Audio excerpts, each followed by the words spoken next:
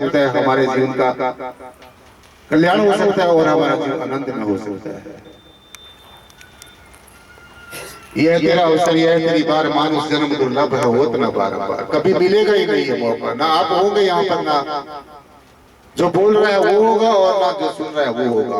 होगा तो सही, लेकिन वो अलग रूपों में होगा, अलग आकारों प्रकारों में होगा, तो आपको फिर वो जानकारी नहीं होगी। तो ये जो सुनहरी मौका, ये जो गोल्डन अपॉर्चुनिटी है, जिसने भी जाना मनुष्य जन्म में जाना, चाहे भगवान राम जी का उदाहरण लीजिए, कृष्ण जी का उदाहरण लीजिए, गुरु रविदास जी का उदाहरण लीजिए, कबीरदास जी का, गुरु नानक साहब महायुगी गोरक्षनाथ जी, किसी का भी उदाहरण लीजिए, सब अपने सदगुरु भगवान के चरण शरण में गए, उनके आदेश उपदेश की बात को भी पालना की, और फिर वो एक आम आदमी से एक महान व्यक्तित्व के स्वामी बन गए। आज हम उनका सबका संतो पीर पैगंबरों को, अवतारों को, ऋषि मुनियों का, जिन्होंने संत मार्ग को, भक्ति मार्ग को अख्तियार किया है, इस जगत को तैयार किया है। जैसे एक छोटी सी बात है कि हम लोग सड़क बनाते हैं, उस सड़क के ऊपर कितने लोग काम करते हैं, इंजीनियर भी काम करता है और लेबर भी काम करता है, हर एक अपना अपना काम करता है। वो लास्ट में जाकर एक सड़क बन जाती है और वो बनाने वाला भी चला जाता है, सब चले जाते हैं, उसके ऊपर कौन चलता है? हम और आप लोग चलते हैं। ठीक इसी प्रकार से ये जो अध्यात्म है, गुरुमत लाइन का रास्ता है, ये किसी विशेष गुरु ने या किसी विशेष संत ने या किसी विशेष संप्रदाय ने इसको नहीं बनाया है। इस रास्ते को बनाने के लिए, इस नगर को अख्तियार करने के लिए शास्त्र जी अनादिकाल से हमारे अनेकों ऋषियों मुनियों, पीर पैगंबरों, औलिया, अवतारों का योगदान रहा। चाहे वो किसी भी धर्म को मानने वाले नहीं है, चाहे वो किसी जाति में पैदा हुए हैं, चाहे वो किसी संप्रदाय में, ये तो शास्त्र जी हमारी बारी पहचाने हैं। जहाँ तक ताल्लुक है परमात्मा का, परमेश्वर का, परब्रह्म निर्गुण निराकार का, वो हम सबका एक है। तो एक इंसान जाति से भिन्न हो सकता है, धर्म से भिन्न हो सकता है, रंग से भिन्न हो सकता है, आकार से भिन्न हो सकता है, अमीरी से भिन्न हो सकता है, गरीबी से भिन्न हो सकता है, लेकिन वो एक किस तरीके से है? सिर्फ और सिर्फ आत्मा से है। क्योंकि आत्मा सर्वभूतेषु, एकम आत्मा सर्वभूतेषु, एक ही आत्मा इस आकाश की तरह सारे अपने ब्रह्मांड में व्याप्त है, हमारे बाहर भी और अंदर भी, सब जगह व्यापक है। तो जब हम सदगुरु की कृपा से शासन तत्व को जान लेंगे सत्संग जी, तो निश्चय ही हमारा कल्याण होगा। तो दो तरह की विद्या, एक ज्ञान और दूसरा अज्ञान, एक अपरा विद्या और दूसरी परा विद्या। तो ये जो आपको बताया जाता है, ये ब्रह्म ज्ञान है, ये आत्मा का ज्ञान है, अपने आप को पहचानने की विद्या है, अपने आप को जानने की कला है। What I am in the real sense, what you are in the real sense, how you can realize that this Param Tattva is everywhere. तो इस हार्ड फैक्ट को जानने के लिए हम सदगुरु की शरण में आ रहे हैं। सो सदगुरु की महिमा और गरिमा शासन जी, ये मैं नहीं कह रहा हूं, ये सभी धर्मों के धर्मशास्त्र ये पुकार कर कह रहे हैं। सो इसलिए ये जो परा विद्या है, ये जो परा विद्या है, ये ब्रह्म ज्ञान है, ये आत्मा का ज्ञान है, ये अपने आप को जानने की विद्या है, अपने निज स्वरूप को पहचानने की जो विद्या है, जो सब विद्याओं से परे है। सारी विद्या इसी विद्या के बीच में, इसी परा विद्या के बीच में है। सब कुछ तेरे बीच मेरे साहा, तुझसे बाहर कुछ भी नहीं, इससे बाहर भाई कुछ नहीं है, इससे बाहर कुछ भी नहीं। घट घट अंतर सर्व निरंतर, सब घटों में सब घट, इसमें ये सब घटों में, ये साकार है, ये निराकार है, ये सब जगह व्यापक है। ये अच्छे तरीके से जान लिया जिसने, तो मेरे ख्याल में उसका जिंदगी उद्धार भी हो जाता है, सुधार भी हो जाता है। तो इसलिए शास्त्र जी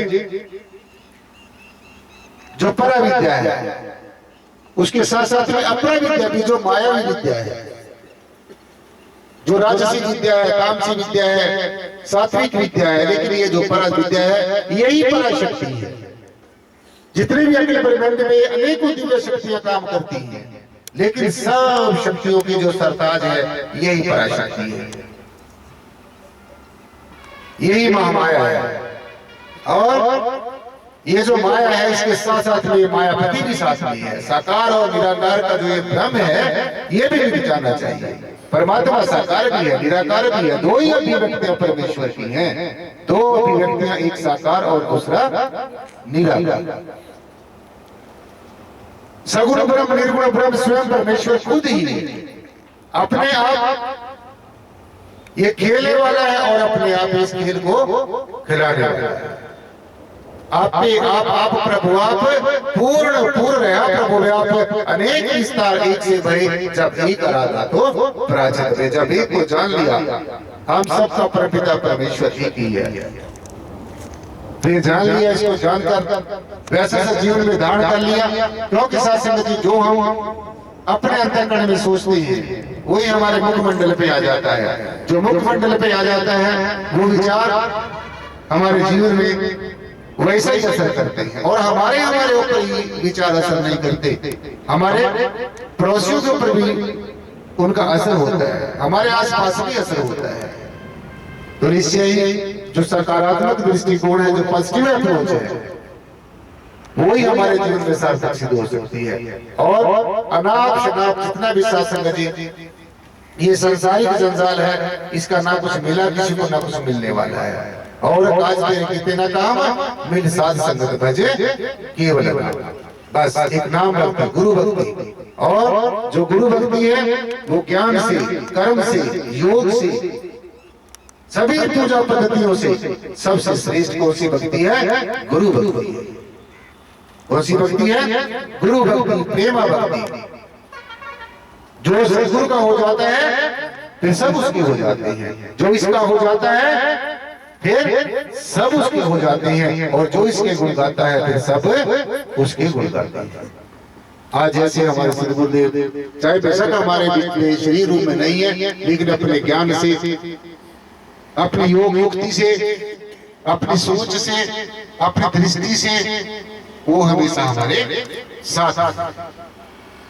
इसलिए जो मैंने बताया, ये पराशक्ति, ये पराविद्या, ये ब्रह्म ज्ञान, ये आत्मा का ज्ञान, जिस भी जीव को ये हासिल हो गया, जिसने भी अपने आप को जान लिया। आत्मज्ञान का मतलब अपने आप को, स्वयं को जानना कि मैं कौन हूं, कहां से आया हूं, कैसे मैंने जाना, कहां जाना है। सो ये जिसने जान लिया और जानकर इसको अपने जीवन में धारण कर लिया, तो निश्चय उसके जीवन का कल्याण हो जाता है। लेकिन सबसे प्रॉब्लम जो जीव के लिए है वो ये है कि जो चीज सबसे ज्यादा नजदीक होती है, ये जीव उसकी कदर नहीं करता। जितनी वो चीज नजदीक होती है, ये जीव उसकी कदर कभी नहीं करता। जब वो चीज, जो चीज उसके पास से चली जाती है, फिर पूरे ढूंढता फिरता है, जैसे सांप निकल जाता है और फिर लोग उसको लकीर को पीटते रहते हैं। तो इसलिए समय रहते हुए ज्यादा जाना है, जो समय बीत गया है वो वापस नहीं आएगा। तो जो ये प्रेजेंट है, जो वर्तमान है, इसी में इतनी बंदगी करनी है, खुदा की इतनी इबादत करनी है, अपने सदगुरुदेव को व्याकुल भाव से पुकारना है, आर्त भाव से पुकारना है। जब कोई जीव आर्त भाव से पुकारता है, आर्त भाव से, समर्पित भाव से, सदगुरु मैं जैसा भी हूं तेरा हूं, मैं तेरी शरण में हूं, मैं जीव हूं, आप शिव हो, मैं भूलनहार हूं, आप बख्शनहार हो, मैं सीमित हूं, आप असीमित हो, अनंत हो।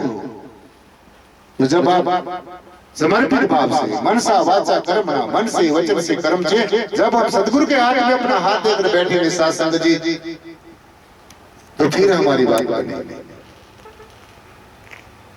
तो इसलिए ये जो जीव है, ये इसी परब्रह्म निर्गुणाकार परमेश्वर का अंश है, और ये चेतन स्वरूप, जैसे परम सत्ता चेतन है, जैसे ये सत्य चेतन और अनंत स्वरूप परमेश्वर परम चेतन जो सत्ता है साथ संगत जी, हर समय चैतन्य रहती है और एक रस रहती है, इसमें कभी बदलाव नहीं आता। क्योंकि एक चीज जीवन में नोट कर लेना, जिस चीज का जन्म होता है, मरण होता है, जो टूटती है, जो फूटती है, जो अपना स्वभाव बदलती है, जो अपना प्रभाव बदलती है, जिसका रंग है, रूप है, आकार है, वो हमेशा रहने वाली नहीं। अगर आप ऐसी चीज के ऊपर विश्वास करोगे तो आप अपने आप को धोखा दोगे, और हमारे जीवन जो है वहीं पर ही खड़ा रहेगा जहां पर खड़ा है। इसलिए सबसे महत्वपूर्ण बात यही है, सबसे महत्वपूर्ण, सबसे इंपॉर्टेंट बात है। तो आहिस्ता आहिस्ता हम लोगों ने इसमें प्रयास करना है। कई बार असफलता भी मिलेगी जीवन में, कई बार असफल भी होंगे, गिर भी जाओगे, नीचे भी गिरोगे, लेकिन अपना प्रयास नहीं छोड़ना है। जैसे वो मकड़ी होती है, वो बार बार गिरती रहती है और फिर बार बार वो चढ़ती रहती है, और एक समय ऐसा आता है कि वो अपने उद्देश्य को पूरा कर लेती है, अपनी मंजिल पे पहुंच जाती है। तो अगर एक छोटा सा जीव इतना प्रयास करके अपनी मंजिल पे पहुंच सकता है, तो हम तो परमेश्वर की सर्वश्रेष्ठ संतान हैं। The most important creation of the almighty God.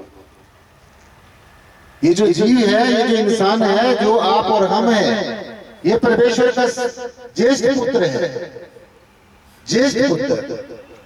अब आप देखो, जैसे माता पिता को ज्येष्ठ पुत्र प्यारा होता है, ऐसे ही परमेश्वर को इंसान प्यारा है, क्योंकि इंसान ये सगुण ब्रह्म है और सर्वश्रेष्ठ क्रिएशन है, परमात्मा की सर्वश्रेष्ठ रचना है। इसलिए इस जीवन में सबसे श्रेष्ठ बात को जानना है। जैसे अभी कानपुर से आई हुई अपना वो क्या नाम है, सीमा, अभी आपको बता रहे हैं कि भक्ति हो तो कैसी हो, कैसी होनी चाहिए, किस जैसे, हनुमान जैसे अगर भक्ति करनी है। ये भक्ति डरपोक लोगों का काम नहीं है, बुज़दिल लोगों का काम नहीं है, निंदक लोगों का काम नहीं है, जो दूसरे को नीचा दिखाने की प्रवृत्ति और अपने आप को श्रेष्ठ समझने की प्रवृत्ति, ऐसे लोगों का काम। भक्ति मार्ग में ऐसा जीव कभी सफल हो ही नहीं सकता। आप इतिहास पढ़ के देख लो, गुरुओं के इतिहास पढ़ के देख लो, मैं कोई अपनी बनाई हुई बात नहीं बता रहा हूं। जिन्होंने संतों महात्माओं को, गुरुओं का विरोध किया, उनकी क्या गति हो, और जो गुरु शरण में, संत शरण में जो मन से, वचन से, कर्म से लगे रहे, उनका उद्धार होगा। आज हम अपने गुरुओं के साथ जुड़ के परम शिष्य हुए हैं, जिन्होंने अपने सदगुरु के भगवान के आदेश और उपदेश को माना, उनका नाम भी हम वहीं पर साथ साथ पढ़ते हैं। शास्त्रों ग्रंथों में अनेकों ऐसी गाथाएं उनकी दी हैं। संत शरण जो जल पड़े सोई उतरनहार, संत की निंदा नानका बोड़ बोड़ अवतार। बार बार जन्म लेने का कारण, बार बार संसार में आने का कारण सासंग जी, ये हमारे गुरुओं ने बताया है, वाणी ने बताया कि ये जीव का बार बार आने का कारण है। इसलिए भक्ति करने से पहले, सुमिरन करने से पहले, परमेश्वर को याद करने से पहले, खुदा की इबादत करने से पहले, परमेश्वर की बंदगी करने से पहले, हमने सदगुरु भगवान को अपने आत्मा से व्याकुल होकर पुकारना है। अगर सेवक बनना है तो हनुमान जैसा बनना है।